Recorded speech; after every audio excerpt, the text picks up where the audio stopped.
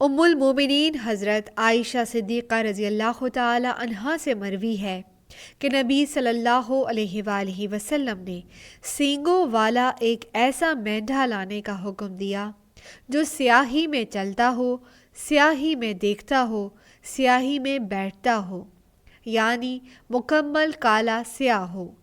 چنانچہ ایسا ہی جانور قربانی کے لیے پیش کیا گیا، اور نبی صلی اللہ علیہ وآلہ وسلم نے فرمایا، عائشہ چھری لاؤ، پھر فرمایا اسے پتھر پر تیز کر لو۔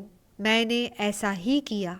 پھر نبی صلی اللہ علیہ وآلہ وسلم نے چھری پکڑی اور مینڈھے کو پکڑ کر لٹایا اور یہ کہتے ہوئے ذبح کر دیا، بسم اللہ، اے اللہ، محمد و آل محمد اور امت محمد صلی اللہ علیہ وآلہ وسلم کی جانب سے اسے قبول فرما۔